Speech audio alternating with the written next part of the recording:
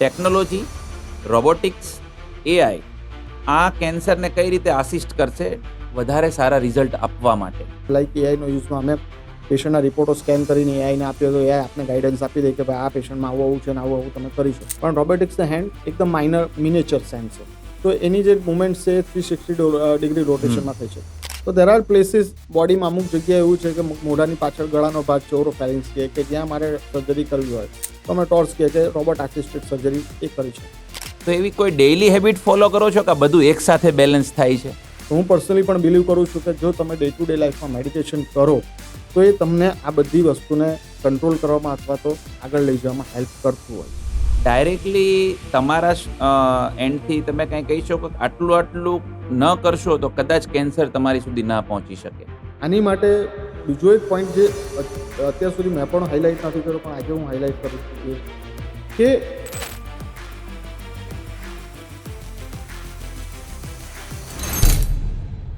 કઈ બુક સૌથી વધારે વાંચવી ગમી જીવનમાં? સ્વામી વિવેકાનંદજીની લાઈફ સ્ટોરી. કયું મૂવી વધારે સૌથી સારું ગમ્યું અત્યાર સુધી 3 ઇડિયટ અને રંગ દે બસંત. તમારું ગામ જવું વધારે ગમે કે બેઝિલ આવવું વધારે ગમે? અત્યારે બેઝિલ આવું બધા.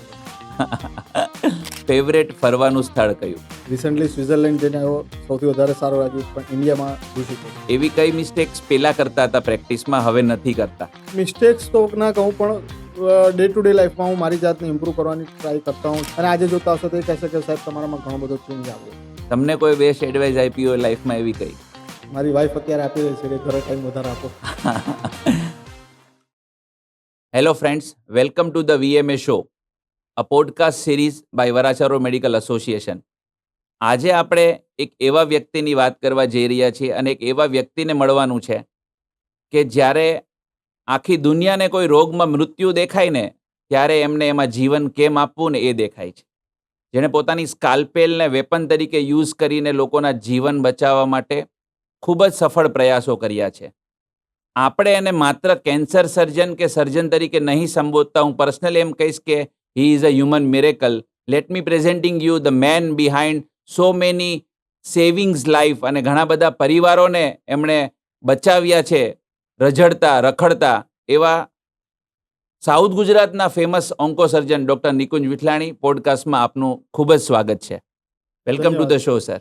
ધન્યવાદ નિમેશભાઈ. પોડકાસ્ટ તો ઘણી જગ્યાએ તમે ગયા હશો, ઘણા જગ્યાએ તમે પોડકાસ્ટમાં ઇન્ટરવ્યૂ આપ્યા હશે, પણ આજે VMA પોડકાસ્ટની અંદર હું તમને પૂછવા એ માગીશ કે સાઉથ ગુજરાતના ફેમસ ઓન્કો સર્જન બેઝિલ ઓન્કો કેર તરફથી ડૉક્ટર નિકુંજ વિઠલાણી, કે SMCA સુરત મેડિકલ કન્સલ્ટન્ટ એસોસિએશનના પ્રેસિડેન્ટ ડૉક્ટર નિકુંજ વિઠલાણી, કે માત્ર એક સામાન્ય ડૉક્ટર નિકુંજ વિઠલાણી? આમાંથી તમને કઈ પરિભાષા ગમે છે વધારે? સૌપ્રથમ તો નિમેશભાઈ ખૂબ ખૂબ ધન્યવાદ કે આ VMA તરફથી જે પોડકાસ્ટની સિરીઝ ચાલુ કરી રહ્યા છો, અથવા તો ડિજિટલ VMAનું એક ટાઇટલ હતું જે ચાલુ કરી રહ્યા છે આપણે, અને સક્સેસફુલ રીતે એને આગળ વધારી રહ્યા છે, અને એમાં પહેલો મોકો મને આપ્યો એ બદલ હું તમારો અને VMA બોડીનો ખૂબ ખૂબ આભાર માનું છું. Thank you sir. એની સાથે સાથે આ વસ્તુને તમે વધારે આગળ કેરી ઓન કરો એના માટે મારી શુભેચ્છાઓ તમારી સાથે હંમેશા રહેલી છે. અને જ્યારે જ્યારે પણ આ ડિજિટલ VMAમાં અથવા તો પબ્લિક માટે કંઈક આપણે વધારે સારું કરી શકીએ એના માટે મારો જ્યારે પણ સપોર્ટ જરૂર હોય એના માટે હું હંમેશા ઊભો છું. Thank you so much sir. રહી અત્યારે તમે જે વાત કરીએ કે SMCA પ્રેસિડેન્ટ્સ, ઓન્કો સર્જન્સ અને હ્યુમન બિંગ, તો હું મારી જાતમાં પહેલાંથી બિલીવ કરું છું કે ગમે ત્યારે તમે કોઈ પણ પોસ્ટ લો છો તે પોસ્ટ એ ટેમ્પરરી છે. ત્યારે લોકો તમને નથી માન આપતા, એ પોસ્ટને માન આપે છે. એટલે રેધર દેન પોસ્ટનું અભિમાન કે પોસ્ટનું પાવર વાપરવા પહેલાં જે પોસ્ટ પર જે માણસ બેઠા છે તેમણે એ વિચારવું જોઈએ કે આજે મને જે પણ કંઈ રિસ્પેક્ટ કે કંઈ પણ મળી રહ્યું છે એ પોસ્ટના લીધે મળ્યું છે. સો જે તમે મને 3 ચોઈસ આપી ABC, કે ઓન્કો સર્જન, પ્રેસિડન્સ અથવા તો હ્યુમન બિંગ, તો હું પહેલાં એમ કહીશ કે હું નોર્મલ હ્યુમન બિંગ રહેવામાં વધારે બિલીવ કરું છું. કેમ? તો કે એ નિકુંજભાઈના રિલેશન છે, એ નિકુંજભાઈ જે પણ હશે એ રિલેશન લાઈફ ટાઈમ રહેશે. એ મારા પેશન્ટ્સ હોય, મારા મિત્રો હોય, મારું ફેમિલી હોય, તો એ જે રિલેશન મારા બનશે એ નિકુંજ વિઠલાણી સાથે બનશે, નહીં કે નિકુંજભાઈ ઓન્કો સર્જન બન્યા પહેલાંના છે કે પછીના છે, કે નિકુંજભાઈ પ્રેસિડેન્સ બન્યા પહેલાંના છે કે પછીના છે. પણ હું એક સિમ્પલ નિકુંજ વિઠલાણી બનવામાં બિલીવ કરું છું. તમારી મને ઘણી વખત એવું લાગે કે આ સરળતા જ કામયાબીનું રહસ્ય હોઈ શકે કે તમારી લોકચાહના પણ તમારી આ સરળતાના સ્વભાવના કારણે જ છે. કારણ કે તમે જે ઇમોશનલ સ્ટ્રેન્થ આપો છો જ્યારે પણ કાઉન્સેલિંગ કરતી વખતે, તો એ અનબિલીવેબલ હોય છે. મેં પણ ઘણી વખત જોયું છે એમ. તો મારું પૂછવાનો સૌથી મહત્વનો પોઈન્ટ એ છે સરજી કે every scar has a story. તમે જ્યારે સ્કાલ્પેલ માર્યું, દરેક એક સ્ટોરી છે. પણ એવી કોઈ એક એવી ઇન્સ્પાયરિંગ સ્ટોરીઝ કે જે તમને સર્જન તરીકે વધારે પ્રોફાઉન્ડ એસ્ટાબ્લિશ કર્યા હોય? આમ તો સર્જરીની સ્ટોરીની વાતો કરીએ તો ખૂટે એમ જ નથી. એમ કહું ઘણી તો બધી. ચાલે કે ચાલુ ઓપરેશને ક્યારેક લોહીની નળી ફાટી હોય.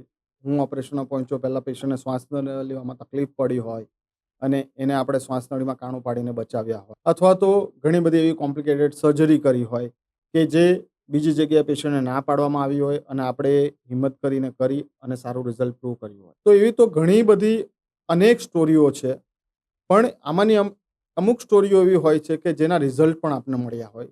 તો મેં એક બે જગ્યાએ પહેલાં પણ મારા પણ સોશિયલ મીડિયામાં આ સ્ટોરી મૂકેલી છે. જ્યારે કિસ્સા કહાની કા અમે ચલાવતા હતા, કિસ્સા થેરાપી કરીને, ત્યારે પણ આ સ્ટોરી મેં લખેલી છે કે જેમાં એક પેશન્ટ હતું જેને મોઢાનું કેન્સર હતું અને એમાં આખું આ નીચેનું જડબું આપણે કાઢી અને નવું રિકન્સ્ટ્રક્શન કરેલું હતું. ધીસ ઇઝ સમથિંગ 2013ની આજુબાજુની વાત હશે એપ્રોક્સિમેટલી. યુનિક હોસ્પિટલ ચાલુ થઈ ગઈ એટલે 2012માં ચાલુ થઈ ત્યાર પછીનો કિસ્સો છે. તો પેશન્ટનું જડબું કાઢેલું હતું, ઓપરેશન સારી રીતે બીજ પતી ગયું હતું. એના 48 કલાક પછી ઓલમોસ્ટ 8:30 વાગે સવારે મોર્નિંગમાં પેશન્ટનો રાઉન્ડ લીધો મેં. પેશન્ટ જોઈ અને હું બીજી હોસ્પિટલ એટલે કે ભરત કેન્સર હોસ્પિટલ તરફ જવા રવાના થયો. એક્ઝેક્ટ કહું તો લેન્ડમાર્ક પાસે પહોંચ્યો ત્યારે મને ફોન પણ આવ્યો, એટલે that is around 6 kilometres from the unique hospital, કે પેશન્ટને સડનલી શ્વાસ લેવામાં તકલીફ પડે છે અને શ્વાસ એમનો અટકી ગયો છે અને હૃદય બંધ પડી રહ્યું છે. I was also not believing કે વિધિન અ 10 મિનિટ્સ એવું તો શું થયું. મેં ત્યાંથી ગાડીનો યુટર્ન માર્યો. ડ્રાઈવર નહોતો, જાતે ડ્રાઈવ કરી રહ્યો હતો. ત્યાંથી ફોન પર ચાલુ થયો કે ભાઈ ફલાણા ડૉક્ટર્સ આઈસીયુમાં અવેલેબલ. કેમ કે 8:30 વાગ્યાનો ટાઈમ એટલે એવો ટાઈમ હોય કે હજુ એકબીજા ડૉક્ટર્સની ડ્યુટી ચેન્જ થતી હોય. આગળવાળા નાઇટવાળા ડૉક્ટરને જવાની ઉતાવળ હોય, સવારનો ડૉક્ટર્સ આવ્યો ન હોય. તો અનફોર્ચ્યુનેટલી ઇન્ટેન્સિવિસ્ટ પર હાજર નહોતા એ ટાઈમે આઈસીયુમાં. મેડિકલ ઓફિસર્સ હાજર હતા. એ લોકો એમની મહેનત કરતા હતા. એ લોકોને ઇન્સ્ટ્રક્શન ચાલુમાં આપતો હતો. ઇન્ટેન્સિવિસ્ટને કોલ કર્યા કે એઝ અર્લી એઝ પહોંચવાની ટ્રાય કરો. ત્યારે લકીલી અનલકીલી મારા મગજમાં સ્ટ્રાઇક થઈ કે ઓપરેશન થિયેટરમાં તો કોઈક તો એનેસ્થેટિક પણ હશે. એટલે એ ફોન કર્યો કે ભાઈ એનેસ્થેટિકમાં ડૉક્ટર આશીષ જાની નામ સાથે કહું તો એ હાજર હતા. તો આશીષભાઈને કીધું મેં તમે અર્જન્ટલી નીચે ઉતરો અને આવું પેશન્ટ છે, you will try your best, હું પહોંચું છું. એટલે આશીષભાઈ પહોંચવાના થયા, અમે પહોંચવાના થયા. એટલે અમે ઇન્ટ્યુબેશન કર્યું, શ્વાસની જગ્યાએ નળી મૂકી દીધી. ડૉક્ટર દીપક વિરેરા છે એ પણ એ ટાઈમે આવી ગયા. એટલે અમે 3 જણા સાથે પહોંચી ગયા. હાર્ટને પમ્પિંગ ચાલુ કર્યું. લગભગ 15-20 મિનિટનું પમ્પિંગ પછી પણ હાર્ટ રિવાઈવ ન થયું. એટલે જે આપણે શોક આપીએ છીએ, ઇલેક્ટ્રિક શોક, એ આપ્યા અને આફ્ટર 3 શોક્સ એમનું હાર્ટ પાછું રિઝ્યુમ થયું. સો ઓલમોસ્ટ 40-45 મિનિટ્સની મહેનત પછી એમનું હાર્ટ પાછું ચાલુ થયું. પેશન્ટ 24 અવર્સ વેન્ટિલેટર પર. બીજા દિવસથી પેશન્ટ હરતા ફરતા બોલતા થઈ ગયા. અને ટચવુડ આજે 13 વર્ષ પછી પણ, 12 વર્ષ પછી પણ એ પેશન્ટ નોર્મલ લાઈફ જીવે. Great sir.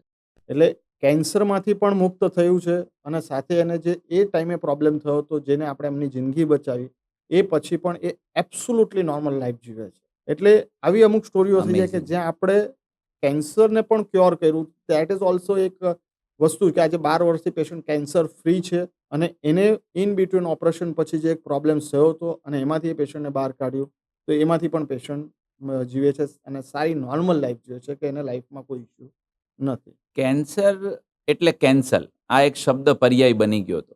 પણ હવે એક શબ્દ પર્યાય બન્યો છે કે કેન્સરની સારવાર એટલે doctor Nikunj Vithlani, basil onco care.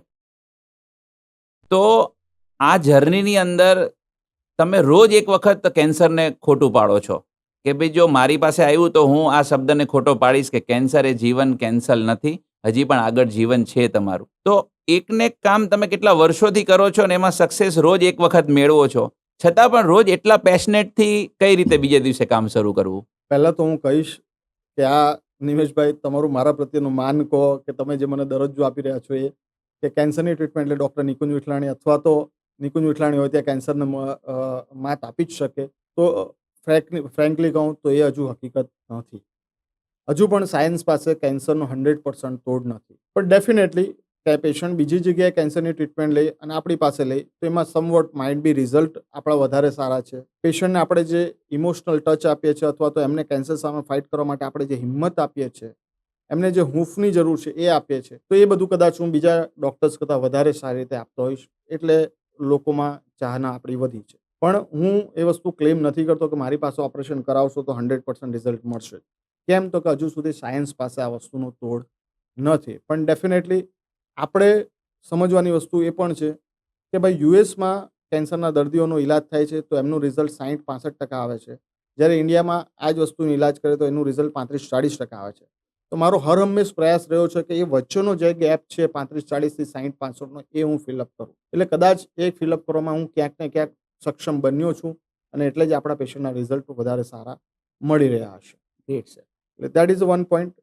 Second point જે તમે કીધો તે કે રોજે રોજ એકનું એક કામ કરવું હોય તો ઘણા માણસને કંટાળો આવે. 100% સાચી વાત છે. આપણા જ કોઈ માણસને ડેસ્ક જોબ હોય એને રોજ સવારે આવવું હોય કે ભાઈ મારે આવીને ફરી એ જ રિસેપ્શનિસ્ટનું કામ કરવાનું છે, હમણાં ફોન આવશે, હમણાં અપોઇન્ટમેન્ટ આપવાની છે, હમણાં 2 પેશન્ટના રિલેટિવ પૂછવા આવશે તેને જવાબ આપવાના છે. તો એ એના માઇન્ડમાં બેક ઓફ માઇન્ડ આવું ચાલતું હોય તો ત્યારે એ એનું કામ સારી રીતે દિલથી નિભાવી જ ના શકે.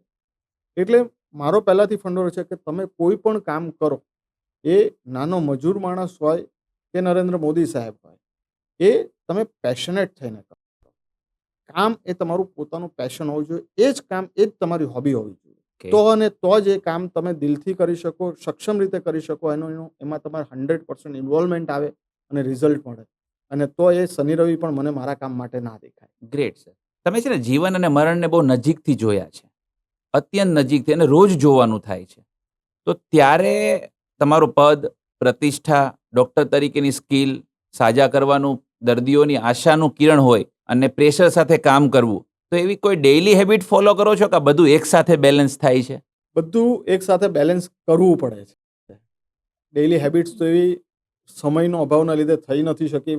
Initially I was passionate four exercise, cycling. In fact I was marathon runner. 6 half marathon મેં દોડી છે અત્યાર Great. સુધીમાં. તો એ બધું શરૂઆતમાં થતું હતું પણ છેલ્લા 3-4 વર્ષથી જેમ વર્ક વધતું જાય છે એમ એ સાઈડ મારી થોડીક ઢંકાતી જાય છે. એટલે એ બધા પોઈન્ટ નથી. પણ હમણાં જે મેં કીધું એને હું પેશનેટ વર્ડને હજુ એક આગળ લઈ જઈશ કે હું મારા બધા જ પેશન્ટોને કહેતો હોઉં છું કે ક્યાંક ને ક્યાંક મેડિટેશન છે. તો આજે નરેન્દ્ર મોદી સાહેબ જો તો એમની બી એક લાઈફની તમે ડે ટુ ડે એમનું શેડ્યુલ જોયું હશે તો એમાં મેડિટેશન એમનો પણ એક મોટો પાર્ટ છે. તો હું પર્સનલી પણ બિલીવ કરું છું કે જો તમે ડે ટુ ડે લાઈફમાં મેડિટેશન કરો તો એ તમને આ બધી વસ્તુને કંટ્રોલ કરવામાં અથવા તો આગળ લઈ જવામાં હેલ્પ કરતું હોય છે. તો એવી જ રીતે હું કહેતો હોઉં છું કે સર્જરી મેડિટેશન એટલે શું, બહુ સિમ્પલ લેંગ્વેજમાં બીજી રીતે વાત કરીએ તો ઇટ ઇઝ નોટ કે તમે આંખ બંધ કરીને ધ્યાન ધરો એને જ મેડિટેશન કહેવાય, એવું નથી.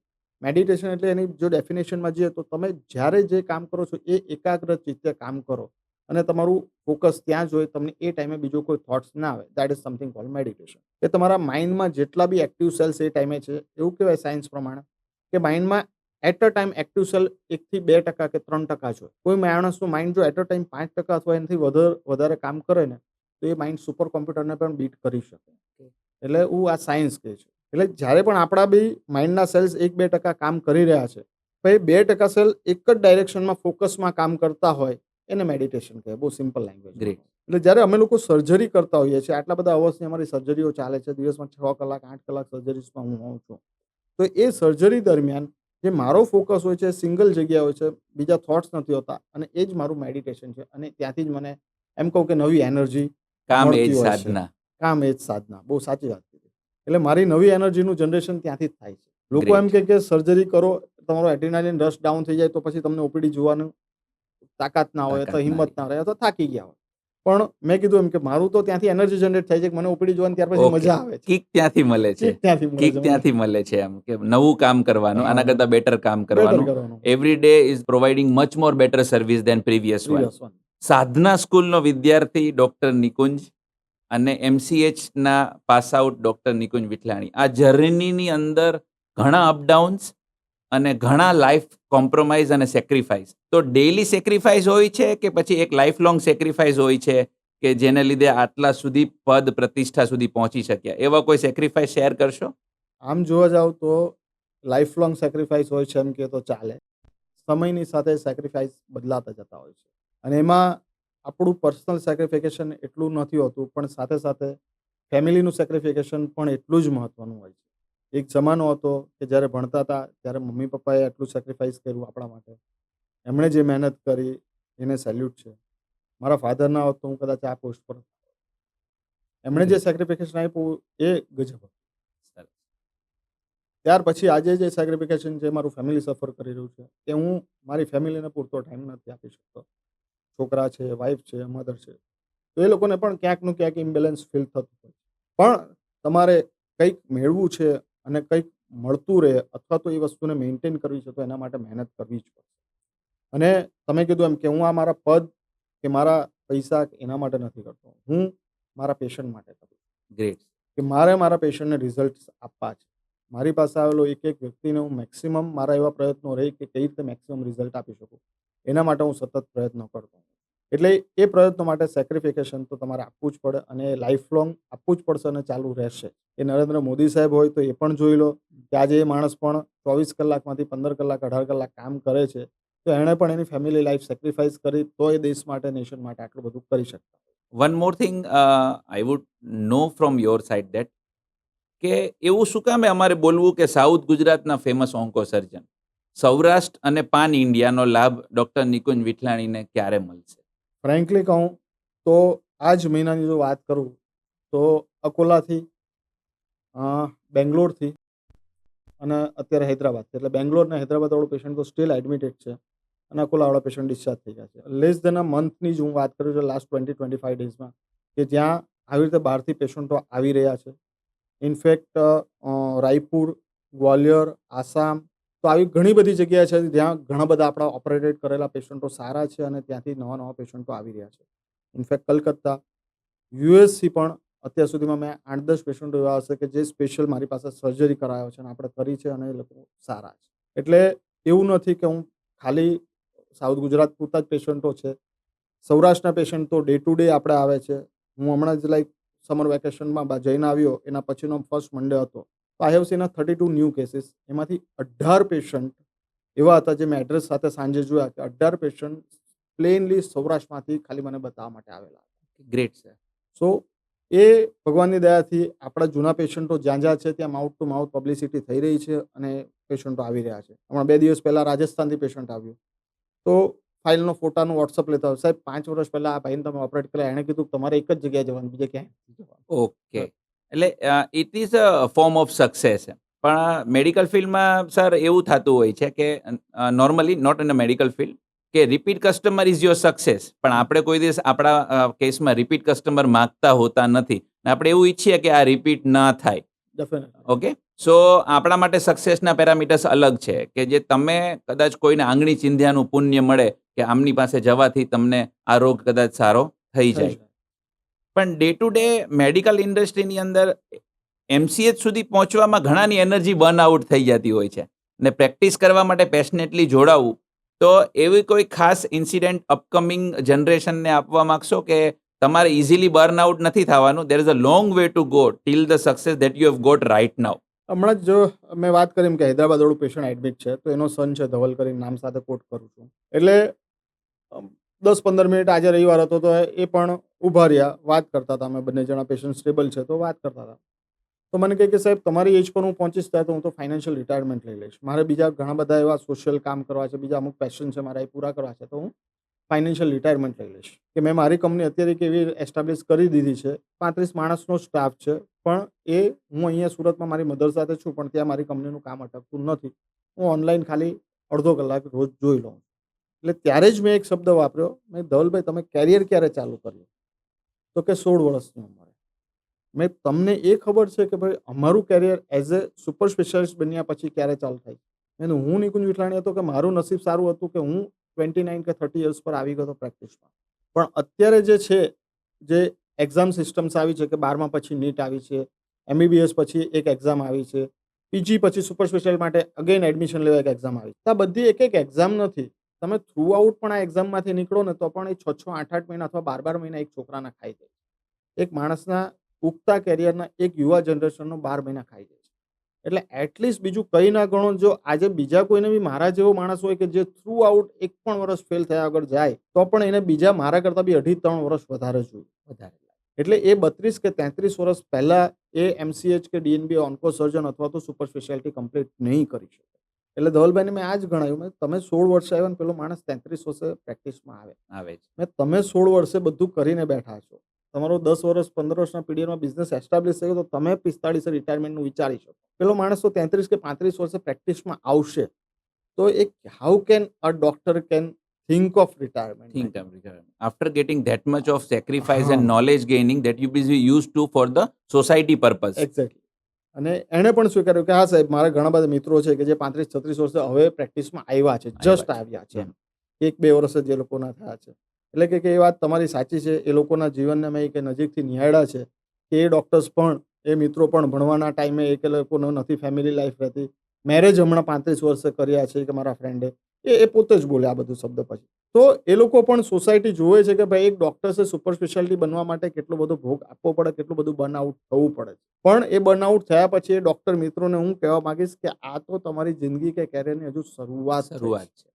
એટલે ત્યાં તમારે બર્નઆઉટ થવાનું નથી. ત્યાંથી તમારે જિંદગીને નવા પેશનથી જીવતા શીખવી પડશે.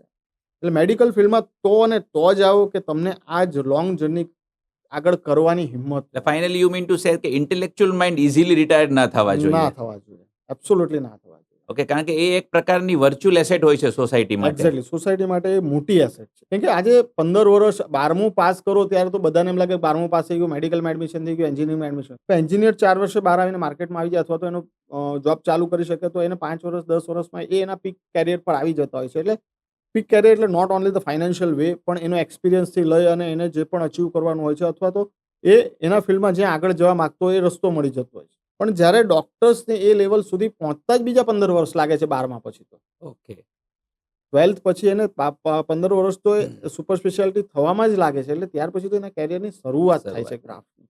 One thing I would like to more highlight that કે basil onco care medical tourism ક્યારે શરૂ કરશે? ઘણી બધી વાર હું ડિસ્કસ કરતો હોઉં છું, પણ એના માટે કંઈક એવી લિંક મળી જાય તો હું પણ કરવા ઈચ્છું છું અને કરશું. ઓકે, હોપ સો કે આપણે એને ગ્લોબલી મૂકી શકીએ. ના, શોર્ટ ટાઈમમાં મારું પણ વિઝન છે અને કરશું. કારણ કે મારો આ ક્વેશ્ચન આના પછીના રિલેટેડ જ છે કે ઇન્ડિયાનું અત્યારે કેન્સર સ્ટેજ, ઇન્ડિયાની અંદર કેન્સર પ્રિવેલન્સના કેસીસ એ ગ્લોબલ બેન્ચમાર્કને કઈ રીતે ટચ કરે છે, એમ કે પ્રિવેલન્સ અને ટ્રીટમેન્ટ સાઇડ? ટ્રીટમેન્ટ સાઇડ તો ઓલરેડી મેં મેન્શન કર્યું કે આપણે ડેવલપ કન્ટ્રી જે કહીએ છીએ, યુએસ કે યુકે, તો એના કરતાં આપણો રેટ પાછળ છે. દેટ ઇઝ મેં કીધું કે ઇન્ડિયામાં પ્યોર રેટ ઇઝ 35 to 40% છે અને યુએસમાં 65ની આજુબાજુ ચાલે છે. પણ અહીંયા ટ્રીટમેન્ટમાં ફરક છે એટલા માટે આ ડિફરન્સ છે એવું નથી. જે મેઇન ડિફરન્સ છે એ કેન્સર ડાયગ્નોસિસમાં છે, કે પબ્લિક અવેરનેસમાં છે, કે ત્યાં મોટાભાગના જે કેન્સર ડાયગ્નોસ થાય છે એ સ્ટેજ 1માં ડાયગ્નોસ થાય છે. આપણે અહીંયા જે મોટાભાગના કેન્સર ડાયગ્નોસ થાય છે એ સ્ટેજ 3 અને 4માં થાય છે. So that is a big lacking point, કે પબ્લિક અવેરનેસ હજુ પણ નથી. હજુ પણ લોકો પોતાને નાના મોટા પ્રોબ્લેમ્સ થાય છે તો એને ઇગ્નોર કરે છે. ડૉક્ટર્સ મિત્રો પાસે જલ્દી જતા નથી. ડૉક્ટર્સ મિત્રો કોઈ સારા ઇન્વેસ્ટિગેશન કે મોટા ઇન્વેસ્ટિગેશન, સિટી સ્કેન કે MRI કહે છે તો એ લોકો જલ્દીથી કરાવતા નથી. તો એમાં જે સમયગાળો 2-3 મહિના એ લોકો ઘરે બેસી રહી સિમ્ટમ્સને ઇગ્નોર કરે, ત્યાર પછી વર્કઅપનો જે પીરિયડ છે 2-3 મહિના નીકળી જતો, એમ જે સમયગાળો 5-6 મહિનાનો નીકળી જાય છે તો એમાં કેન્સરનું સ્ટેજ વધીને સ્ટેજ 1, 2, 3, 4 પર જતું રહે છે. અને એના લીધે આપણે કેન્સરના રિઝલ્ટ ઇન્ડિયા જેવા કન્ટ્રીમાં હેમ્પર થઈ રહ્યા છે. જ્યારે યુએસમાં ઊંધું છે કે એ લોકોને ડાયગ્નોસિસ અર્લી થાય છે, પણ ત્યાં સુપર સ્પેશિયાલ ડૉક્ટરની અપોઇન્ટમેન્ટ એ લોકોને મળતા મહિનો, 1.5 મહિનો લાગે છે અને એ લોકોને એના લીધે એ લોકોને ટ્રીટમેન્ટમાં પ્રોબ્લેમ થતો હોય છે. એટલે આપણે ત્યાં આમ જોવા જાવ તો મેડિકલ ફિલ્ડ એ બ્લેસિંગ છે કે તમને સુપર સ્પેશિયાલિટી ડૉક્ટરની અપોઇન્ટમેન્ટ હમણાં જોતી હોય તો હમણાં પણ કોઈ ડૉક્ટર્સ તમને જોવા તૈયાર થઈ જતા, અવેલેબલ થઈ જતા હોય. તો એ આપણી પબ્લિક માટે બ્લેસિંગ છે, પણ એની સામે પબ્લિકે પોતે જાગૃત થવાની જરૂર છે. ઓકે, કે જો એમને બોડીમાં કંઈક એબનોર્મલ બિહેવિયર દેખાય તો તાત્કાલિક, હું એમ નથી કરતો કે કેન્સર હોસ્પિટલ કે મલ્ટી સ્પેશિયાલિટી દોડો, પણ તમારા આજુબાજુના નાના તમારા ફેમિલી ડૉક્ટર્સનો સંપર્ક કરો. તમારા ફેમિલી ડૉક્ટર્સને જે યોગ્ય લાગે કે આ ઇન્વેસ્ટિગેશનની જરૂર છે અથવા તો તમારે ફર્ધર બીજા ડૉક્ટરને બતાવવાની જરૂર છે, તો એ જે પણ એડવાઇસ આપે છે એને ફોલો કરો અને એની વચ્ચે સમય ના બગાડો. That is the more important tag. તો જો એ વસ્તુ કરશું તો એક પોઈન્ટ આપણે ક્લિયર કરીએ કે આપણે ડેવલપ કન્ટ્રીના સામે આપણે રિઝલ્ટ લઈ આવશું. બીજો ક્વેશ્ચન તમારો હતો કે ઇન્ડિયામાં કેન્સરનો પ્રિવેલન્સ. તો આમ જોવા જાવ તો કેન્સરનો પ્રિવેલન્સ વર્લ્ડ વાઇડ વધી રહ્યો છે. પણ જે રીતે મેં ડેવલપ કન્ટ્રી અને ડેવલપિંગ કન્ટ્રીની કમ્પેર કર્યું, તો અહીંયા પણ અગેન ડેવલપ કન્ટ્રી અને ડેવલપિંગ કન્ટ્રીની કમ્પેર કરું તો આજે પણ યુએસ કરતાં આપણે ઇન્ડિયામાં કેન્સરનો પ્રિવેલન્સ એમ કહ્યું કે લેસ દેન 50% છે. એ લોકોનું 35 કરોડના પોપ્યુલેશન સામે દર વર્ષે નવા કેન્સરના દર્દીઓનો ઉમેરો થવો 21 થી 25 લાખની વચ્ચે છે. ઓકે. જ્યારે ઇન્ડિયામાં આપણે 1 અબજ ને 40 કરોડની પોપ્યુલેશનમાં આ રેશિયો હજુ માત્ર ને માત્ર 15,54,000 પર ગયા વર્ષના ડેટા આવ્યા છે. So we are quite far behind them. આપણે એમ કહીએ કે હા ઇન્ડિયામાં રિપોર્ટિંગ એરર છે, આ છે તે છે, આપણે એમ માની પણ લીધું કે ચલો ડેટા આ 15 લાખની બદલે 30 લાખ છે. રિપોર્ટિંગ એરર્સના ડબલ પણ આપણે મૂકી દઈએ. તો પણ તમે પર્સન્ટેજ વાઇઝ ગણો કે યુએસમાં પર 1 લાખ પોપ્યુલેશન કેન્સર રેશિયો અત્યારે 350 to 400 પેશન્ટ્સનો છે, જે ઇન્ડિયામાં હજુ પણ 150 પર જ છે. ઓકે. સો એમના કરતાં પ્રિવેલન્સમાં હજુ આપણે 50% પાછળ છીએ. અહીંયાથી કેન્સરનો ગ્રોથ એવરી યરલી 15 થી 20% વધી રહ્યો છે. One more thing I would like to ask, sir, કે prevalence ratio. So why people are affecting cancers, carcinogens કઈ રીતે અફેક્ટ કરે છે? કારણ કે એ લોકોની લાઈફસ્ટાઈલ ને આપણી લાઈફસ્ટાઈલમાં શું ફરક છે કે જે કેન્સર કોઝિંગ્સના બેઝિક્સ મૂળમાં છે, કે શું કામે કેન્સર થાય છે? એમ લાઈફસ્ટાઈલથી, કેમિકલ કન્ઝપ્શનથી, કે કોનાથી? એમ શું, વોટ ઇઝ યોર ઓબ્ઝર્વેશન? એટલે બહુ સિમ્પલ, તમે જે જવાબ આપી દીધો કે લાઈફસ્ટાઈલ. ઓકે. બહુ સિમ્પલ વેમાં હજુ બી આપણે જોઈએ કે આજે 2025માં આપણે બેઠા છીએ 2025માં. તમે 2000ના એરામાં જાઓ કે 2000 પહેલાના એરામાં જાઓ, તમે પોતે લાઈફસ્ટાઈલમાં શું ચેન્જીસ જોયા છે? ઘણા બધા. ઘણા બધા. કે આપણે વેસ્ટર્નાઇઝ લાઈફસ્ટાઈલને બ્લાઇન્ડલી ફોલો કરી 2000 અથવા 90 પછી જે આપણે બધો ચેન્જીસ આપણી લાઈફસ્ટાઈલમાં આવ્યા, તો આપણે બધું જે યુએસમાં કે યુરોપમાં ચાલતું હતું, નોટ યુરોપ પણ યુએસમાં મોર ઓફ કહું તો, કેમ કે યુરોપની લાઈફસ્ટાઈલ તો હજુ મચ બેટર છે, મચ બેટર છે. આપણા કરતાં બી હજુ પણ સારી છે. એટલે આપણી 90s 2000ની લાઈફસ્ટાઈલ હતી એ લેવલ પર અથવા તો એનાથી પણ બેટર છે યુરોપમાં ઘણી જગ્યાએ લાઈફસ્ટાઈલ. અને એટલા માટે જ યુરોપમાં કેન્સરનો ઇન્સિડન્સ કમ્પેરેટિવલી ઓછો છે. પણ યુએસમાં જે લાઈફસ્ટાઈલ આવી એ લાઈફસ્ટાઈલ આપણે બ્લાઇન્ડલી ફોલો કરવાની ચાલુ કરી 2000 પછી. એટલે કેન્સરના આ બધા રોગો એવા છે કે જે તમે લાઈફસ્ટાઈલ ચેન્જીસ લાવો એના 15, 20, 25 વર્ષ પછી દેખાવ. એટલે 20-25 વર્ષ એ લાઈફસ્ટાઈલ ચેન્જ કર્યાના થઈ ગયા છે. અને એનું જ પરિબળ આપણે ભોગવે છે કે એ લોકોએ સપોઝ આ લાઈફસ્ટાઈલ 90-80sમાં ચાલુ કરી, 70sમાં ચાલુ કરી, તો એ લોકોના કેન્સર વધવાના ચાલુ 2000થી થયા. આપણે એમના પછી 20 વર્ષ પછી એ લાઈફસ્ટાઈલ ફોલો કરીએ છીએ, તો આપણે કેન્સર વધવાના ચાલુ એના પછી થયા. મીન્સ કે હવે થઈ રહ્યા છે 25 વર્ષ પછી. એટલે આપણે બ્લાઇન્ડલી જે વેસ્ટર્નાઇઝ લાઈફસ્ટાઈલ લીધી છે, તો એની સાથે સાથે એમના ડિઝીઝ છે આવી રહ્યા છે. નોટ ઓનલી ધ કેન્સર, પણ તમે ઓબ્ઝર્વ કરજો તો ઓબેસિટી, કેન્સર, ડાયાબિટીસ, હાઇપરટેન્શન, આ બધા જ ડિઝીઝ વધ્યા છે. ઓકે. તમે તમારી પ્રેક્ટિસમાં બિફોર કોવિડ મેલેરિયા કેટલા જોતા હતા? બહુ બધા, બહુ અત્યારે બધા. કેટલા જુઓ છો? અત્યારે થોડું પ્રિવિલન્સ ઓછું છે ડ્યુ ટુ ધ હાઇજીન અને અવેરનેસ, રાઈટ? એક્ઝેક્ટલી. કે ઇન્ફેક્ટિવ ડિઝીઝ જે હતા એ બધા ગાયબ થતા જાય છે. ટાઇફોઇડ, મેલેરિયા, જેને આપણે ઇન્ફેક્ટિવ ડિસઓર્ડર્સ કહીએ તો એ બધા ઓછા થાય છે. અને નોન કોમ્યુનિકેબલ ડિઝીઝ જે કહીએ, obesity, hypertension, blood pressure, cancer, asthma અથવા તો જે respiratory related problems, lung related problems, તો આ બધા ટોપ પર ચાલ્યા. સો તો world is now WHO is targeting this all 5 problems, કે આવતા ડેવલપિંગ કન્ટ્રીઝમાં જે હજુ બી વધવાનું છે એ આ 5 નોન કોમ્યુનિકેબલ ડિઝીઝ છે એ જ વધવાના છે, rather than infective disease. Infective disease already કંટ્રોલમાં આવવા માંડ્યા છે. બધા કેસીસ વધવા માંડ્યા છે સરજી. પણ one more thing I would like to ask they, technology, robotics, AI આ કેન્સરને કઈ રીતે આસિસ્ટ કરશે વધારે સારા રિઝલ્ટ આપવા માટે? કેટલું સર્જિકલ એડવાન્સમેન્ટ થયું છે in terms of using the equipments and proper imaging guidings અને રિયલ ટાઈમ ઇમેજિંગ, આ બધું કેટલું પ્રિવેલન્સ વધી રહ્યો છે જેથી કરીને તમે તમારી સ્કિલને વધારે સારી રીતે યુઝ કરીને લાઈફ સેવિંગ પ્રોસિજર્સ કરી શકો? ડેફિનેટલી ટેકનોલોજીનો ફાયદો તો હંમેશા મળ્યો જ છે. ટેકનોલોજી ઇઝ કહીને ડબલ એજ સ્વોર્ડ. તમે એને કઈ બાજુ વાપરવા માંગો છો એના જેવું છે. પણ આપણે અત્યારે અહીંયા સારી વાતો ટેકનોલોજીની ડિસ્કસ કરીએ તો ટેકનોલોજીના લીધે સર્જિકલ મીન્સ કે ઘણા બધા ઇમ્પ્રુવમેન્ટ આવ્યા છે. એટલે ઓવરઓલ જે કેન્સર રિઝલ્ટ્સમાં ઇમ્પ્રુવમેન્ટ આવ્યા છે એના 3 રીઝન જ છે કે ટેકનોલોજી છે, ટેકનોલોજીના લીધે સર્જિકલ સ્કિલ ઇમ્પ્રૂવ થઈ છે, અને સાયન્સ પાસે કેન્સરનું અન્ડરસ્ટેન્ડિંગ વધ્યું છે. પણ ઇનડાયરેક્ટલી સાયન્સ પાસે જે કેન્સરનું અન્ડરસ્ટેન્ડિંગ વધ્યું છે એ પણ ટેકનોલોજીની હેલ્પથી જ વધ્યું છે. આપણે સર્જિકલી સાઈડ ઓનલી ડિસ્કસ કરીએ તો સર્જરીમાં જોઈએ તો સિમ્પલ લાઇટ્સથી ચાલુ કરું કે લાઇટ્સ ક્વાઇટ ઇમ્પ્રૂવ થઈ છે. આજથી 10-15 વર્ષ પહેલાં એલઈડી લાઇટ્સ નહોતી અમારા ઓપરેશન થિયેટરમાં. તો એલઈડી લાઇટ્સ આવી છે, જેના લીધે અમને ઘણી બધી હેલ્પ મળે. કટિંગ ઇન્સ્ટ્રુમેન્ટ અમે કહીએ તો કટિંગ ઇન્સ્ટ્રુમેન્ટ્સમાં લાઈક સિમ્પલ પોટરી કહીએ, હાર્મોનિક મશીન્સ કહીએ, સીલર મશીન્સ કહીએ, તો એમાં ઘણા બધા ઇમ્પ્રુવમેન્ટ્સ આવ્યા છે. એનાથી ઉપર જઈએ તો લેપ્રોસ્કોપી આવ્યું છે અને ત્યાર પછી હવે રોબોટિક્સ આવ્યું છે. તો આ બધી જ જગ્યાઓ એવી છે કે જ્યાં એ કહું ને કે એક વસ્તુમાં ઇમ્પ્રુવમેન્ટ આવતું રહ્યું, એના લીધે ઓવરઓલ સર્જિકલ સ્કિલ્સ અમારી ઇમ્પ્રૂવ થઈ છે. સર્જરી અમે વધારે સારી રીતે પરફોર્મ કરી શકીએ છીએ અને એના લીધે સમવોટ બેટર રિઝલ્ટ્સ પણ આપતા થયા છે અને રિઝલ્ટ્સ મળતા થયા છે. ઓપન સર્જરીથી લેપ્રોસ્કોપીથી રોબોટિક્સ આવ્યા. રોબોટિક્સના અમુક જગ્યાએ એડવાન્ટેજ છે કે જેવી અમુક જગ્યાઓ છે. બેઝિકલી રોબોટિક્સનો એડવાન્ટેજ શું છે કે મારી હાથની મુવમેન્ટ્સનું લિમિટેશન આવે, પણ રોબોટિક્સના હેન્ડ એકદમ માઇનર મિનિએચર હેન્ડ છે. તો એની જે મુવમેન્ટ છે 360 ડિગ્રી રોટેશનમાં થઈ શકે. તો દેર આર પ્લેસીસ બોડીમાં અમુક જગ્યાએ એવું છે કે મોઢાની પાછળ ગળાનો ભાગ છે, ઓરોફેરિંગ્સ કહે કે જ્યાં મારે સર્જરી કરવી હોય તો અમે ટોર્ચ કહે કે રોબોટ આસિસ્ટેડ સર્જરી એ કરી શકે. ત્યાં મારા હાથથી મારે કરવી હોય તો ઇટ ઇઝ સમવોટ ડિફિકલ્ટ.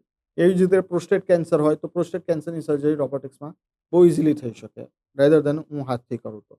એટલે રોબોટિક્સના એક્સક્લુઝિવ એડવાન્ટેજ આ બે જગ્યાએ કેન્સરમાં ડેફિનેટલી છે. બીજી બધી જગ્યાએ તમારી પાસે રોબોટ્સ હો તો તમે યુઝ કરી શકો ડેફિનેટલી, તો એનો સમવોટ બેનિફિટ મળે પણ ના પણ મળે. પણ આવી આ 2-3 જગ્યાઓ છે કે જ્યાં રોબોટિક્સના લીધે ખૂબ સારા ફાયદા થાય, ખૂબ સારું આપણે પેશન્ટને રિઝલ્ટ આપી શકીએ છીએ. મેં કીધું એમ કે ઓરોફેરિંગ્સ અને પ્રોસ્ટેટ કેન્સરમાં આ બે જગ્યાએ ઘણા બધા સારી ફાયદા થતા હોય. રહી વાત એઆઈની કરીએ, એઆઈ હજુ ઘણું બધું ડેવલપિંગ ફેઝમાં છે. એમ કે મીન્સ કે એઆઈ પોતે ડેવલપ થઈ ગયું છે, પણ એનો યુઝ કેવી રીતે કર્યો છે એના માટે આપણે ડેવલપિંગ ફેઝમાં છે એમ કહું તો ચાલે. એટલે એઆઈનો યુઝ ધીરે ધીરે ચાલુ કર્યો છે. હજુ ઘણી બધી વસ્તુઓ એવું માર્કેટમાં આવી રહી છે, લાઈક એઆઈનો યુઝમાં અમે પેશન્ટના રિપોર્ટો સ્કેન કરીને એઆઈને આપીએ તો એઆઈ આપને ગાઈડન્સ આપી દે કે ભાઈ આ પેશન્ટમાં આવું છે ને આવું તમે કરી શકો. પણ you can't 100% rely on them. Medical field એ ઓલવેઝ એક્સપિરિયન્સ બેઝ ફિલ્ડ છે. It is not a Bhagavad Gita. કે ભાગવત ગીતામાં લખ્યું છે, અથવા તો બીજી રીતે કહું કે મેથ્સ છે તો મેથ્સમાં છે કે 4+4 8 જ થવાના છે. તો મેડિકલ ફિલ્ડમાં એ વસ્તુ હંમેશા નથી હોતી. હ્યુમન ટચ અને હ્યુમન એક્સપિરિયન્સ ઓલવેઝ મેટર્સ, અને એ ભવિષ્યમાં પણ રહેશે. ડેફિનેટલી એઆઈથી ફાયદો શું થશે કે અમુક રેર ડાયગ્નોસિસ છે કે જે આપણે ગોતવામાં અથવા તો આપણે થોટ પ્રોસેસમાં વિચારવામાં વાર લાગી જતી હતી, તો એ બધા રિપોર્ટ ભેગા કરીને એઆઈને આપો તો અમુક એવા રેર ડાયગ્નોસિસ સુધી તમને લઈ જવામાં એ વધારે જલ્દી હેલ્પફુલ કરશે, આસિસ્ટ કરશે. એટલે એઆઈને તમે આસિસ્ટન્ટ તરીકે વાપરી શકશો રેધર દેન રિપ્લેસમેન્ટ તરીકે. એટલે એક ડાયગ્નોસ્ટિક પાર્ટમાં રીતે વાપરી શકાશે. રિયલ ટાઈમ ઇમેજિંગ જે તમે કીધું એમ કે એ પ્રયત્નો ચાલુ છે કે ભાઈ હું એઝ અ એક્સપિરિયન્સ સર્જન હું XYZ જગ્યાએ બેઠો છું ને XYZ પર્સન લાઈક દિલ્હીમાં કે XYZ બોમ્બેમાં કે ત્રીજી કોઈ જગ્યાએ ઓપરેટ કરી રહ્યો છે. તો વર્ચ્યુઅલ આસિસ્ટેડ એવા વસ્તુઓ ડેવલપ થઈ રહી છે. વર્ચ્યુઅલ ગ્લાસીસ આવશે કે જેનાથી એના ઇમેજિંગ મને મારી સ્ક્રીન પર દેખાશે અને એનાથી હું એને ગાઈડ આપી શકીશ કે ભાઈ અહીંયા તું આ કટ કર, અથવા તો અહીંયાથી આ રીતે કર કે અહીંયાથી આ રીતે કર. સો હું દુનિયાના કોઈ પણ ખૂણામાં બેસીને પણ બીજા માણસને ચાલુ સર્જરી ગાઈડન્સ આપી શકું. તો એવું રિયલ ટાઈમ ગાઈડન્સ પણ થશે, ફ્યુચરિસ્ટિક અપ્રોચ થશે. એ મેં પોતે હમણાં પણ એક જગ્યાએ હું જોઈને આવ્યો અને અનુભવ કરીને આવ્યો વસ્તુનો. તો એ વસ્તુઓ ફ્યુચરમાં આવી શકશે, પણ એ બધું હજુ અંડર પાઇપલાઇન છે. સાયન્સ ડેવલપ કરી રહી છે. ઇનફેક્ટ એ લોકોએ યુરોપમાં અને યુએસમાં 2-3 સર્જરીઓ બી આવી રીતે પરફોર્મ કરી છે અને ટ્રાય કરી છે. પણ દેર આર ઇન્ટરનેટના લેગ્સ ને એ બધું લેગ્સ પણ આવતા હોય છે. એટલે રોબોટ્સ એક જગ્યાએ છે અને બીજી જગ્યાએ ઓપરેટ કરે છે, એવું પણ ચાલુ થયું છે. સો એઆઈની મદદથી આ બધું પોસિબલ ફ્યુચરમાં થઈ શકશે, પણ ક્યારે અને કેટલું થશે એ સમય જ બતાવશે. કેન્સર ક્યારેક થાય ને સર, તો લોકો ટ્રીટમેન્ટ કરતા ઇમોશનલી પડી ભાંગે છે. પર્સન પોતે પણ ઇમોશનલી પડી ભાંગે છે અને ફેમિલી પણ પડી ભાંગે છે. કારણ કે ઇન્ડિયાની અંદર મિડલ ક્લાસની કમ્પેરેટિવલી 90% મિડલ ક્લાસ છે ઇન્ડિયાની અંદર. તો ત્યારે સાયકોલોજીકલ જે ટ્રોમા આવે છે, ત્યારે સમાજ અને એના વર્કિંગ પ્લેસ પર અને એના ફેમિલી મેમ્બર દર્દીને કઈ રીતે હૂંફ આપી શકે જેથી કરીને એને ટ્રીટમેન્ટનો વધારે બેનિફિટ મળે આફ્ટર તમારી સર્જરી પછી?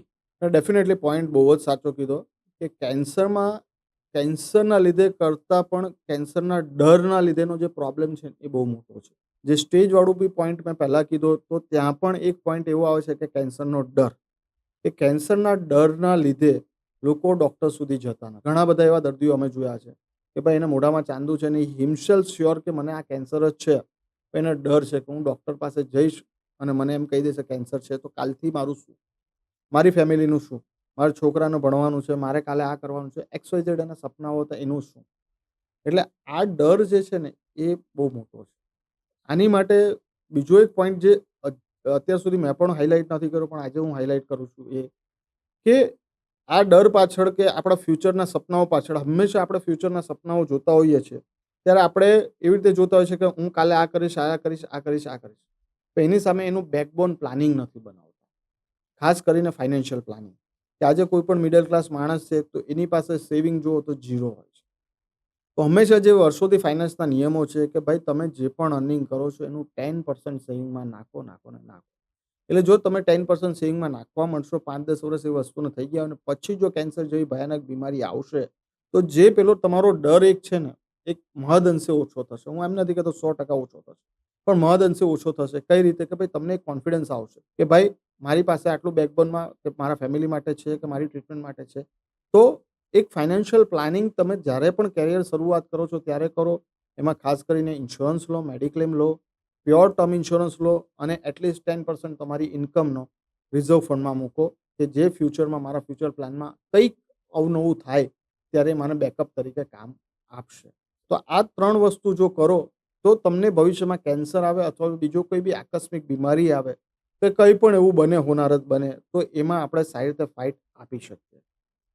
થોડુંક આપણે આપણી જાતથી જો શ્યોર હશું તો જ્યારે આવી કંઈ બીમારી આવશે ત્યારે આપણે બીજા બધાનો બી જે સપોર્ટ જોઈએ છે ને એ સારી રીતે મળી શકે.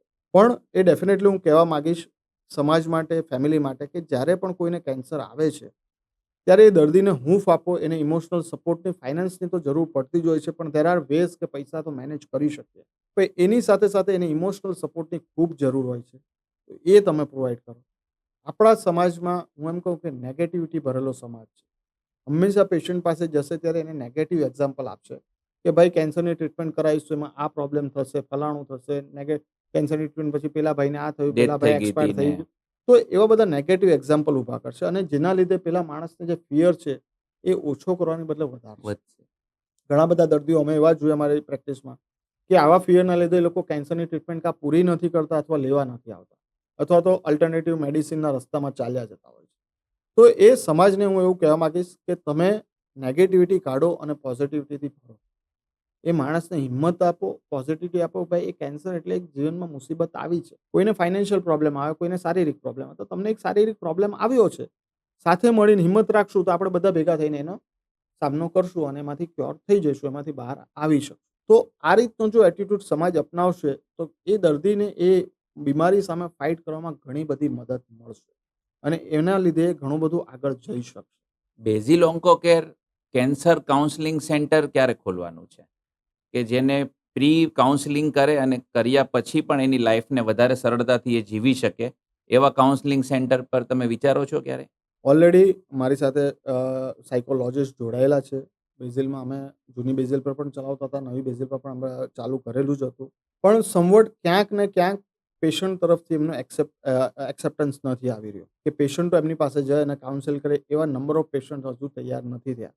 પેશન્ટોને એ વસ્તુ તમે સાયકોલોજિસ્ટ પાસે જઈને બેસાડો છો તો એ લોકોને એ વસ્તુ નથી ગમી રહી. એટલે ક્યાંક ને ક્યાંક પબ્લિક તરફથી એનો જે કહેવાય કે એક્સેપ્ટન્સ રેશિયો ઘણો બધો ઓછો છે. એટલે એ બેકફૂટ પર ચાલે છે. અધરવાઇઝ આ મારા પ્લાનમાં પહેલાથી છે અને ઓલમોસ્ટ જે સાયકોલોજિસ્ટ મારી સાથે 3-4 વર્ષથી જોડાયેલા, બિફોર કોવિડથી જોડાયેલા ગ્રેટ છે. છે. અને એ પર્સન પણ મેં એવું શોધેલું છે કે જે પણ આ કેન્સરની જર્નીમાંથી પાસ થયું છે. ઓકે. એના ફેમિલીમાં એના ફાધર કેન્સરમાં એક્સપાયર કેન્સર થશે. Survival stories. હા, એના મધરને કેન્સર છે. હમ, તો હમ. સી ઓલ્સો નોઝ કે ભાઈ આમાં શું હોય ને કેવી રીતે હોય અથવા તો મારે શું સપોર્ટ આપવો જરૂરી છે.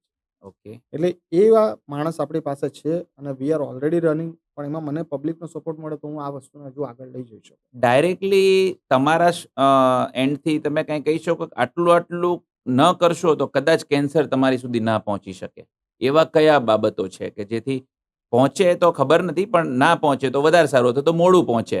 સો વિચ આર ધ ટિપ્સ? બહુ સિમ્પલ કીધું. આપણે ડિસ્કસ થઈ ચૂક્યું કે લાઈફસ્ટાઈલ. એટલે જે આપણે લાઈફસ્ટાઈલ ચેન્જ કરી છે એ લાઈફસ્ટાઈલ જ કેન્સરનું મુખ્ય કારણ છે એમ કહું તો ચાલે. ડેફિનેટલી જ્યારે પેશન્ટનો દર્દી મને આવે, સાહેબ મને કેવી રીતે કેન્સર થયું, ત્યારે હું એક બીજો શબ્દ બી વાપરું છું, ભાઈ કેન્સર ઇઝ બાય લક. કેમ? તો કે લાઈફસ્ટાઈલનો ભોગ તો બધા જ બન્યા છે. તો એમાંથી અમુક લોકોને જ કેન્સર થાય છે, બધાને નથી થતું. પણ એ બાને આપણે લાઈફસ્ટાઈલ એની એ કન્ટિન્યુ કરીએ એ પણ મતલબ નથી. કેમ કે જ્યારે પણ અમે તમાકુ છોડવાની વાત કરીએ ત્યારે અમને આ એક્ઝામ્પલ આપવામાં આવે છે કે XYZ પર્સન 40 વર્ષથી ખાય છે એને કંઈ નહીં તો મને નથી શું થયું, થશે? મને શું થશે? તો આ એક્ઝામ્પલ છે એ ખોટા છે. જે આપને ખબર છે કે આટલા કારણો છે કે આ કેન્સર કરી શકે છે, તો એનાથી તો આપણે દૂર ભાગવું રહ્યું છે. એમાં આપણી હેબિટ્સ આવી ગઈ. તો પહેલાં કોઈ પણ પ્રકારનું તમાકુનું સેવન છે તો એ ના જ કરવું જોઈએ. આલ્કોહોલનું સેવન છે એ કમ્પલસરી ના જ કરવું જોઈએ. જે માણસને આ બંને વસ્તુની હેબિટ્સ છે એ લોકોને કેન્સર થવાના ચાન્સીસ ઘણા બધા હાઈ રહેતા હોય છે. એટલે કોઈ પણ પ્રકારની આ હેબિટ્સથી દૂર રહેવું જોઈએ. એની સાથે સાથે હેલ્ધી લાઈફસ્ટાઈલ અપનાવવી જોઈએ. તો હેલ્ધી લાઈફસ્ટાઈલ એટલે શું? કે જે આપને નેચર તરફથી મળે છે એ વસ્તુને આપણા સેવનમાં વધારે લેવું જોઈએ. એટલે એવી વસ્તુનો ખોરાકમાં વધારે આપણે લેવું જોઈએ. જે પેક ફૂડ, જંક આઇટમ છે એને કમ્પ્લીટલી બંધ કરવી જોઈએ. હમણાં જ ગયા વીકમાં અમે રેડિયો પર સાંભળ્યું હોય તો પેકેટ કે પીછે ક્યાં એક પેકેટ કે કેમ્પેનિંગ પીછે ક્યાં હૈ? આઈ હેવ ચલાવેલું હર્ડ હતું. ધીસ. યા તો એક પેકેટ કે પીછે કેમ્પેનિંગ, તો એમાં પણ અમારો પર્પઝ એ જ હતો કે ભાઈ લોકો સુધી સાચી માહિતી પહોંચાડે કે પેકેટ ફૂડમાં જે વસ્તુઓ આવે છે એ આપણી બોડી માટે સારી નથી. એનાથી કેન્સર તો થાય છે પણ બીજા ઘણા બધા પ્રોબ્લેમ્સ પણ થતા હોય છે. એટલે કોઈ પણ જાતના કેમિકલ્સ પ્રેક્ટિકલી આપણી બોડીમાં કઈ રીતે ઓછા જાય એનું આપણે ધ્યાન રાખવું જોઈએ. સાથે સાથે એટલીસ્ટ રોજ 30 થી 45 મિનિટની એક્સરસાઇઝ કમ્પલસરી કરવી જોઈએ. પરસેવો પડે તેવી એક્સરસાઇઝ જે તમે કરી શકો, like walking, cycling, gym, dancing, જે તમને હોબી હોય તો એ. એટલે કંઈ પણ એક્સરસાઇઝ એવી કરો કે at least 5 times in a week 30 to 45 minutes minimum એ કરવું જોઈએ. કે જેનાથી બોડીમાં ઘણા બધા એવા હોર્મોન્સ રિલીઝ થાય છે કે જે પણ આપને ઇમ્યુનિટી વધારે અથવા તો કેન્સર જેવા બીમારી જ્યારે આવે ત્યારે એની સામે ફાઇટ કરવા માટે આપણું બોડી સક્ષમ હોય છે. એટલે હેબિટ્સ છોડો, રેગ્યુલર એક્સરસાઇઝ કરો, સેડેન્ટરી લાઈફસ્ટાઈલ બને ત્યાં સુધી ઓછી કરો. જ્યાં જ્યાં લાઈક સિમ્પલ લેંગ્વેજમાં કહું કે લિફ્ટ અવેલેબલ પણ છે અને દાદર પણ અવેલેબલ છે. તો જ્યાં તમે જઈ શકતા હો ત્યાં દાદરનો યુઝ કરો. એવા સિમ્પલ નાના પોઈન્ટ છે કે જે કરો કે લિફ્ટનો યુઝ બંધ કરો, દાદરથી યુઝ કરો તો એ પણ ઇનડાયરેક્ટલી આપણી બોડી માટે હેલ્પફુલ થઈ શકે. તો આવા નાના પોઈન્ટ છે કે જ્યાં ઘરની બહાર જવું છે, 200 મીટર પર દૂર જવું છે, ટુ વ્હીલ પણ ના કાઢો, ફોર વ્હીલ પણ ના કાઢો, વોક કરીને જઈને પાછા આવો. Great sir. તો સેડેન્ટરી લાઈફસ્ટાઈલ છે એને કઈ રીતે આપણે ઓછી કરી શકીએ એનું ધ્યાન આપવું જોઈએ. એટલે એક્સરસાઇઝ વધારો અને એની સાથે સાથે ડાયટ, જે મેં કીધું કે નેચર તરફથી આપણે જે મળે છે એનું આરોગ્ય, એનું સેવન સૌથી વધારે કરો. તો જો આટલા પોઈન્ટનું ધ્યાન રાખશું તો આપણે નોટ ઓનલી ધ કેન્સર, પણ મેં જે 5 રોગ ગણાવ્યા એ 5ના ઇન્સિડન્સ જે વધી રહ્યા છે એને કંઈક મહદઅંશે આપણે કંટ્રોલ કરી શકશું. Almost you have been satisfy all the questions, narrations that will be definitely useful to the society, medicos as well as non-medicos. But હવે થોડા હળવા મૂડમાં કઈ બુક સૌથી વધારે વાંચવી ગમી જીવનમાં? સ્વામી વિવેકાનંદજીની લાઈફ સ્ટોરી અને great. Second power of subconscious mind. કયું મૂવી વધારે સૌથી સારું ગમ્યું? અત્યાર સુધી 3 ઇડિયટ અને રંગ દે બસંતી. તમારું ગામ જવું વધારે ગમે કે બેઝી લાવવું વધારે ગમે? અત્યારે બેઝિલ આવું વધારે ગમે. Okay, great. ફેવરેટ ફરવાનું સ્થળ કયું? રિસન્ટલી સ્વિટ્ઝરલેન્ડ જઈને આવ્યો, સૌથી વધારે સારું લાગ્યું. પણ ઇન્ડિયામાં ઋષિકેશ. ગ્રેટ. એવી કઈ મિસ્ટેક્સ પેલા કરતા હતા પ્રેક્ટિસમાં, હવે નથી કરતા? મિસ્ટેક્સ તો ના કહું, પણ ડે ટુ ડે લાઈફમાં હું મારી જાતને ઇમ્પ્રૂવ કરવાની ટ્રાય કરતા હોઉં છું. અને ડે ટુ ડે નાનું મોટું કંઈ પણ હશે તે જ મેં ઘણું બધું ઇમ્પ્રુવમેન્ટ, એટલે આજથી 10 વર્ષ પહેલાંની મારી પ્રેક્ટિસમાં અથવા તો મારી સાથે રહેલા કલીગ્સે જોયું અને આજે જોતા હશે તો એ કહેશે કે સાહેબ તમારામાં ઘણો બધો ચેન્જ આવ્યો છે. તમને કોઈ બેસ્ટ એડવાઇસ આપી હોય લાઈફમાં એવી કઈ? મારી વાઈફ અત્યારે આપી રહી છે કે ઘરે ટાઈમ વધારે આપો. તમે કોઈને બેસ્ટ એડવાઇસ આપી હોય એવી કઈ? ઘણી બધી હશે. ડોક્ટર નિકુંજ વિઠલાણી ઓન્કો સર્જન ના હોત તો શું હોત? સાચું કહું તો 6ઠા ધોરણથી મારા ફુવાની યુનિફોર્મની સ્કૂલ યુનિફોર્મ દુકાને લાગી ગયો હતો અને એવરી વેકેશનમાં 6 સ્ટાન્ડર્ડથી હું એમને સાથે જ રહેતો. 3 મહિના જે સમર વેકેશન તમે બધા એન્જોય કરતા હશો, પણ હું મારા ફુવાની દુકાને જતો હતો. અને એમાં એટલું બધી ગ્રીપ આવી ગયેલી હતી એ બિઝનેસમાં મારી 12th સુધીમાં કે મારા ફુવાને તો 100% વિશ્વાસ હતો કે આ અહીંયા આવી રીતે કામ કરે છે, ધંધામાં આટલું એક ગ્રીપ આવી ગઈ છે તો આ 12માં ફેલ જ થવાનો છે, તો પર્સન્ટેજ નહીં જ લાવે. તો મારા ફુવા એક જગ્યાએ દુકાનનું બહાનું આપ્યા હતા, ભાડે રાખ્યા હતા કે આનું 12માનું જેવું રિઝલ્ટ આવે ને ત્યાં નવી શોપ ચાલુ કરવાની છે. ઓકે. સ્ટારડમ ગમે કે થેન્ક યુ ગમે? Thank you. આખો દિવસ થાકી જાવ તો એવું તું કયું કામ કરો કે જેથી કરીને ઇન્સ્ટન્ટ રિલીફ મળે છે? મ્યુઝિક, થેરાપી, મેડિટેશન, શાંતિથી બેસવું, અથવા તો કંઈ પણ ફેવરેટ એવી વસ્તુ જે તમારો થાક ઇન્સ્ટન્ટલી ઉતારી દે છે? સમવેટ મ્યુઝિક અને શાંતિથી બેસવું સૌથી વધારે. Thank you so much, sir, for having your time, and definitely it's a proud and privileged moment for the Varacharo Medical Association that we have started our broadcast series, and our first phenomenal speaker, the South Gujaratna famous onco surgeon Dr. Nikunj Vitlani from the Basil Onco Care.